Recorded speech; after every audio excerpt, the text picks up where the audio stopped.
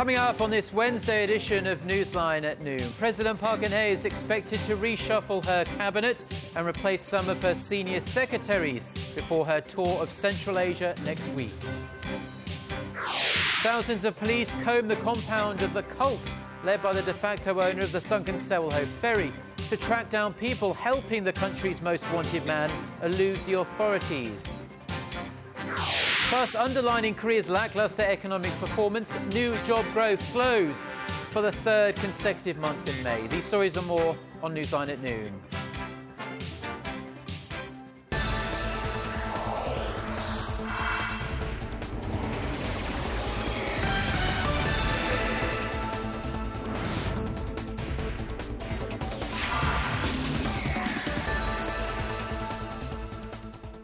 It's noon Wednesday, June 11th here in Korea. Thanks for tuning in live from Seoul. I'm Ju. Very good to have you with us. I'm Mark Broom. Our top story this lunchtime. President Park Geun-hye's nomination of a new Prime Minister on Tuesday was the first domino in an imminent reshuffle of her cabinet, but also the presidential office. Political watchers believe a series of nominations and appointments will be made before the week is up. Our correspondent Choi You-sun has more. Contrary to earlier predictions, President Park is expected to carry out reshuffles of her cabinet and the presidential office before departing for Central Asia next Monday. That seems to be the consensus, as the swift move would be made to avoid a further delay in government restructuring and public service reforms, which the president promised in the aftermath of April's ferry disaster. On Wednesday, her spokesperson Min Kyung-wook said there was a possibility that changes could take place this week. Under normal circumstances, the president would wait for the prime minister nominee to be confirmed by the National Assembly at the end of this month or the start of next before making such a wide-scale change. But since the president cannot afford to waste any more time, her nominee Min Kyung-wook will likely take part in the process of choosing new cabinet ministers, while current Prime Minister Chung Hong-won would make the official recommendations. The speculation is that the nation's finance minister, who also acts as the deputy prime minister, will likely be replaced by the president's close aide and former ruling party floor leader Choi You-sun. Another potential candidate is current Presidential Economic Affairs Secretary Cho Won-dong. The ministers of Security and Education, both of whom came under fire for inconsiderate behavior after the ferry accident, may get the axe. It's speculated that someone from academia could take on the role of education minister, who will also sit as the second deputy prime minister. A number of President Park's senior secretaries, including ones in charge of the economy, culture, and political affairs, may either be named into the cabinet or given a different post. Meanwhile, her chief of staff and senior secretary for state planning are widely expected to stay put for now. Choi You-sun, Arirang News. With the suspected owner of the sunken Sewol-ho ferry still on the run, police and prosecutors raided his religious compound this Wednesday morning. The goal was to find and arrest two aides of Yoo Byung-hun that are thought to be playing a critical role in directing Yoo's escape from the manhunt. The two have yet to be found, but some other members of Yoo's religious cult involved in his hide-and-seek were arrested in today's search. Arirang News' Yoo Ri-an reports. A massive crackdown is underway at a religious compound in Arirang, south of Seoul, to arrest two women suspected of helping the fugitive de facto owner of the Sewol-ho ferry, Yoo Byung-hun, evade authorities. Some 6,000 police raided the church early Wednesday morning. They have yet to find the two women, but they did arrest 4 other church followers, 3 for aiding and abetting the fugitive ferry owner, and 1 for interfering with their search. Yoo is a founding member of the Salvation Sect religious group, which is believed to have acted as a control tower for his escape. Search dogs are being used on site, and helicopters have been dispatched to keep watch of possible escape routes. The massive operation comes less than 24 hours after President Park Geun-hye lashed out against the Joint Investigation Team for taking too long to find Yoo. 지금까지의 검거 방식을 재점검하고 다른 추가적인 방법은 없는지 모든 수단과 방법을 검토해서 반드시 법의 심판을 받도록 해야 할 것입니다. The whereabouts of Yoo remain unknown. Prosecutors say he has previously attempted to smuggle himself out of the country by offering to pay brokers 10 billion won, or roughly $10 million. Hours after President Park's comments Tuesday, prosecutors held an emergency meeting with police, military, and government officials and decided to have the Navy watch over the coast surrounding Korea to prevent the fugitive from fleeing the country. This is the first time that the Navy has been called on to take part in an operation designed to prevent someone from being smuggled out of the nation. Related officials for the investigation will meet again this afternoon to discuss further details of the arrest. Yurian, Arirang News. Now, the government has so far spent roughly $82 million on the Seoul ferry accident since April 16th, according to data provided by the Finance Ministry. The total is separate from the amount of money earmarked for boosting the economy, which has been hit hard by the disaster. Now, by sector, the Defense Ministry has devoted the most at $26 million, which has been used for search operation equipment at the accident site, providing vessels, planes, and labor. The Education Ministry also spent more than $10.5 million, money that was used on funerals and psychological treatment for the families of the victims. And the first trial for the captain and surviving crew members of the sunken Seoul ferry came to a close on Tuesday. It revealed a number of challenges, proving that some of them were guilty of murder by willful negligence. Connie Kim reports. The biggest issue in the trial is whether 4 senior crew members, including the captain, will be found guilty of murder by willful negligence for abandoning the ferry and leaving hundreds of passengers to die. On the first day of the trial, state prosecutors accused the 4 of killing some 300 passengers by failing to make every effort to rescue them. Apart from the murder charge, the 4 were also charged with negligence that led to the sinking of the vessel and caused great casualty. The senior crew members argued it was the Coast Guard's responsibility to rescue passengers. Captain Lee Jun-suk's lawyer asserted that it was unjust to hold Lee responsible when he had taken steps to protect the vessel while he awaited the arrival of the Coast Guard. A court official quoted the captain as saying that he ordered passengers to get off the ferry. Another lawyer of a first-class crew member said crew members requested emergency help from the Coast Guard and thought it would be best to evacuate passengers when rescuers arrived. For the most serious charges to be upheld, prosecutors will need to overcome a number of challenges. They need to prove the crew members did not make efforts to rescue those on board, even though they knew passengers would die if they remained on the ferry. And in order to show the victims were affected by the crew members' negligence, the prosecution needs to prove the causal relationship between the acts of the crew and the death of the passengers. The next session is scheduled for next Tuesday, and the verdict is expected no later than November. Connie Kim, Arirang News. The chief nuclear envoys of South Korea and China have been meeting on this Wednesday in Beijing to discuss the conditions for resuming the long-stalled 6-party nuclear talks. The South Korean embassy in China says Park Geun-hye and his Chinese counterpart WWII held talks on ways to prevent further nuclear provocations by the North and to restart meaningful denuclearization talks. The 6-party talks aimed at denuclearizing Pyongyang involve the 2 Koreas, the United States, China, Japan and Russia, and have been at a standstill now for more than 5 years. This is the second time for the 2 diplomats to meet in just 2 months and comes ahead of Chinese President Xi Jinping's visit to Seoul.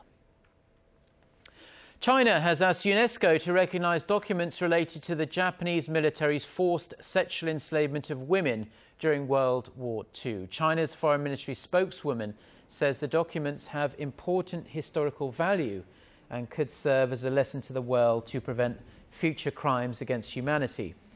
She added that they meet all the requirements to be listed on the UNESCO World of the Memory Register.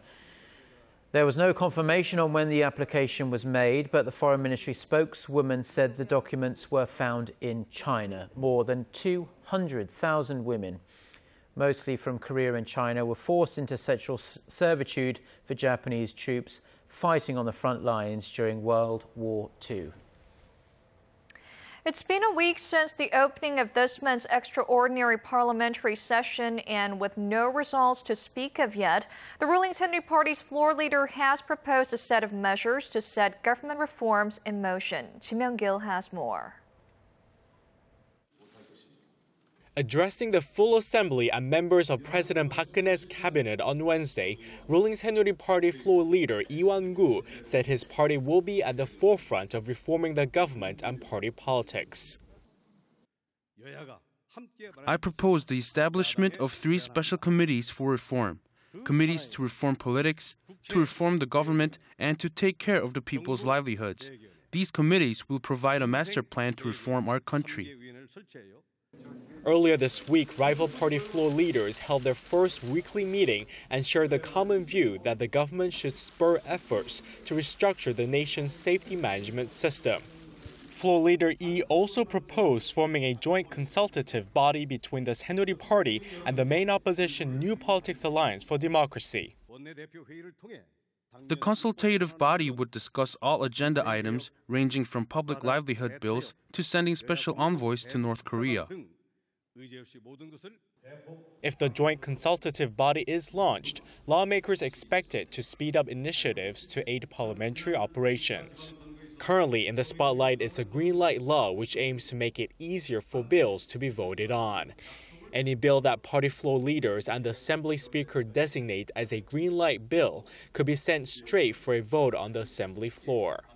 On Thursday, the floor leader of the main opposition New Politics Alliance for Democracy, Park Geun-hye, will deliver a keynote speech at the plenary session. Kim Myung-gil, Arirang News. And moving on to some economic news, the ferry tragedy in April continues to weigh on the Korean economy, slowing down the pace of its recovery. This time, it's the nation's job figures that have taken a hit. Our Hwang-jae has the details. The Korean economy added 410,000 jobs in May from a year ago, bringing the number of employed in the nation to almost 26 million. But that marks 3 straight months of slowing job growth. The number of new jobs generated by month from the previous year had never dropped below the 500,000 level since October last year. Statistics Korea says slumping private consumption due to the deadly ferry disaster in April resulted in less employment last month. It's no surprise then that the nation's service industry, which includes the retail, lodging, and restaurant sectors, added around 320,000 jobs in May from a year earlier, far lower than over 500,000 created a month ago. Job creation in the leisure activities sector even dropped by 17,000 from the previous year. The statistics agency said earlier that service sector production had dropped 1% from the previous month, while retail sales were down more than 1.5%. That, the agency said, is a reflection of the lackluster domestic demand brought on by the disaster. While the government has cautioned that slowing consumer spending caused by the ferry tragedy could hurt the nation's economic recovery, the finance ministry says there will be no extra government spending to stimulate the economy. Hwang Ji, Arirang News. Now, despite weaker earnings and productivity last year, Korea's major companies actually expanded their hiring. According to market research firm CEO Score, the total number of employees working for the nation's top 47 groups stood at more than 1.4 million in 2013. That's up 4.6% from a year earlier. And this all came despite combined sales of those companies falling by 2%. And their operating and net profits also trending downward. Experts believe President Park's pledge to raise the nation's employment rate to 70% by the end of her term played a role in the hiring bump. LG's latest smartphone, the G3, is living up to its substantial hype and then some following its launch at the beginning of the month, launch in Korea, that is. The G3 has been flying off the shelves here, selling 100,000 units in just 5 days, and that even outstrips Samsung's flagship smartphone, the Galaxy S5. Kim Hyun-bin reports. LG Electronics' newest G3 smartphone has garnered an explosive response from Korean customers, marking one of the best debuts yet for the electronic giant. Compared to the previous G2 model, the G3 doubled sales, with roughly 130,000 units purchased in a little over a week of its release. On the first day alone, over 14,000 smartphones were sold, whilst local and global competitor Samsung Electronics was only able to sell 7,500 of its Galaxy S5 smartphone. But what's behind this sudden surge for Korea's #2 maker? There are several reasons. First, the performance was enhanced with the UHD screen, and also the camera with laser point focus grabbed customers' attention. Secondly, Samsung's Galaxy S5 had lower than expected sales, while Apple's iPhone 6 will not come out until late in the third quarter. Lastly, the business suspensions for Korea's 3 major cell phone carriers were lifted, creating more sales. U.S. information technology website GSM Arena ranked LG's G3 at the top of its list, beating out the likes of Samsung's Galaxy S5 and Sony's Xperia Z2. In recent weeks, LG smartphone sales have been ranking in the top 3 for the first time, behind only Apple and Samsung. Despite the rave reviews and hot sales, experts say LG will struggle to take a big bite out of the gap with the leaders. In terms of revenue-based share in the global smartphone market, Apple had 38%, Samsung 30%, and LG a mere 5% in the first quarter of this year. LG is expecting to sell over 10 million units overseas, but it will be hard to reduce the gap in the big 3 with just the G3 model, but it could be seen as a good starting point. The G3 is only available in Korea at the moment, but is scheduled to be released in 100 countries later this month. Kim Hyun-bin, Arirang News.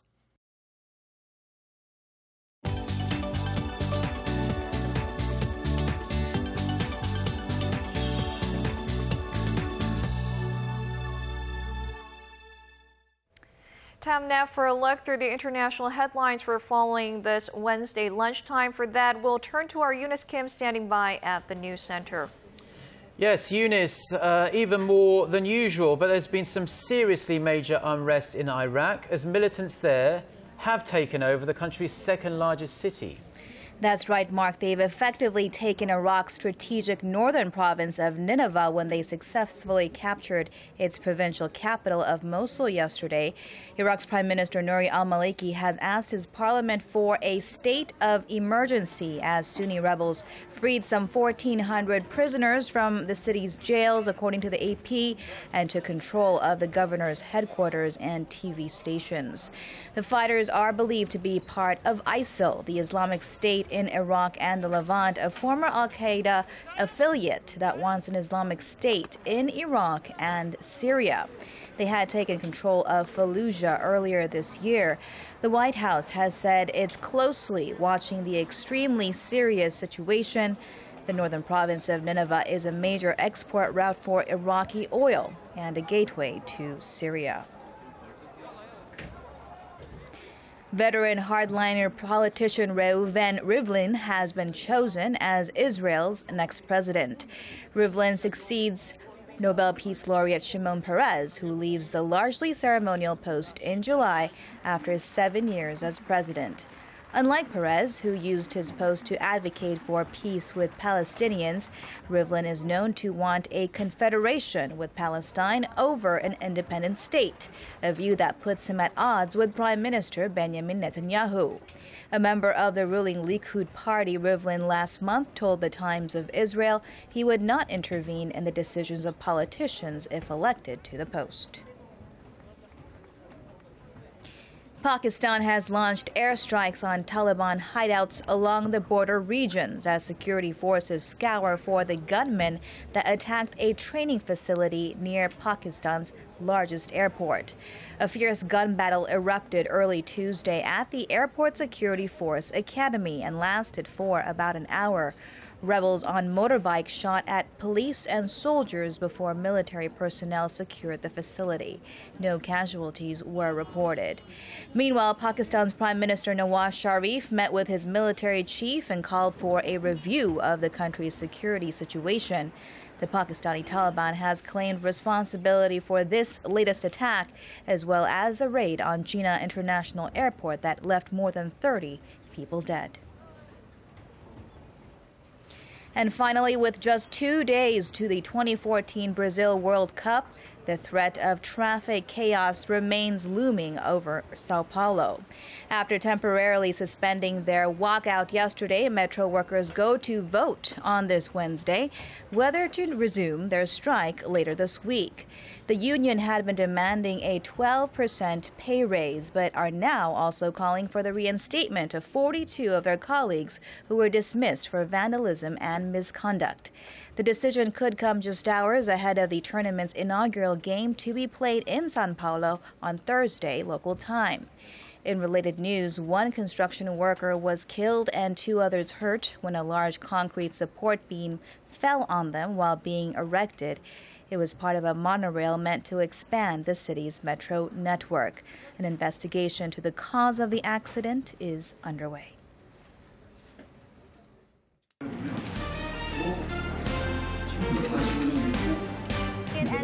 Stay up to date on the latest news out of Korea. Connecting to our team of reporters about the issues that matter to Korea. On air, on your mobile, online. Find out more about Korea on Newsline at noon with Mark Broom and Jin-ju. I'm Jin-ju with Market researcher, strategy analytics said Thursday that LG Electronics brought in about... There's a new marriage trend developing right here in Korea's largest city of Seoul. According to new statistics released by the city government, 15.5% of couples who married in Seoul last year were made up of a younger man and an older woman. That's nearly 7 percentage points higher than 20 years ago. The average age at which people are tying the knot has also changed. Men got hitched at the average age of 32.6 years. That's about 4 years higher than in 1993. Women got married at 30.4 years old. That's nearly 5 years higher than it was 20 years earlier. Exciting times for sport fans because the countdown is now on. 100 days from today, the northwestern port city of Incheon in Korea will host the 2014 Asian Games. Our Kwon-soa reports on the preparations and what we can expect from this year's big event. Incheon, a port city in northwestern Korea that boasts the nation's 3rd largest population, is gearing up to host the 17th Asian Games this fall. I'm very excited since the events take place in my neighborhood. I look forward to the games, as I have never watched such a big event up close. The Asian Games first came to Korea in 1986 when they were hosted in Seoul and then again in Busan in 2002. Incheon was selected as the 3rd Korean host city 7 years ago. Now, with 100 days to go before the big event, how prepared is the city? The city's new landmark Incheon Asiad Main Stadium was completed last month. 16 of the 49 stadiums that will be used for the games are newly constructed, while the rest have been remodeled. The city spent roughly $2.2 billion preparing for the games. As an Incheon citizen, I do have my worries. I think it was too much of a financial burden for the city to build new stadiums. Hosting such a high-profile event comes with risks, but the Korea Institute for International Economic Policy says the Incheon Games have the potential to generate an economic impact worth $1.3 billion and could create 270,000 new jobs. Although we have financial difficulties, when the Incheon Asian Games are held successfully, Incheon will not only become a hub in Northeast Asia, but will grow into a global city. The Incheon Asian Games Organizing Committee is trying to make this year's event the most economical, efficient, and eco-friendly one yet, an event that will serve as a role model for developing nations in Asia. Diversity shines here is the slogan for the 2014 Incheon Asian Games. The city of Incheon says it will do its best to display the diversity of Asia and help Asia reach its development potential during the event. Kwon-soa, Arirang News.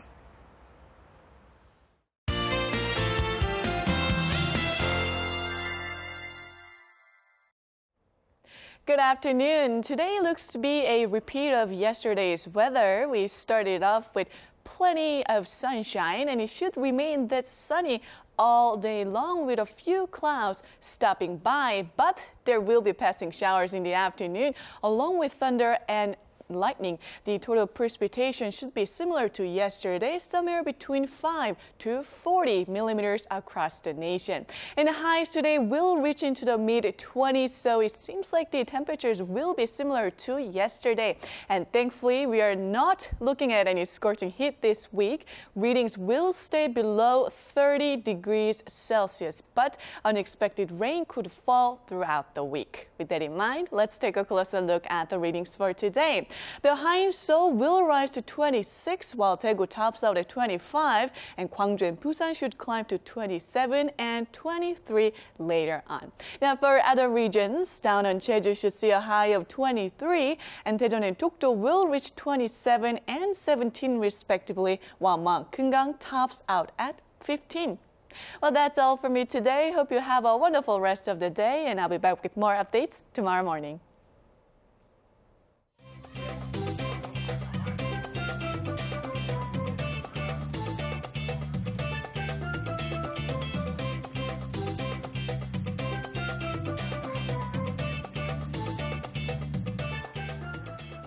And those are the stories we're following at this hour. Jinju and I will be back at the same time tomorrow. Until then, goodbye.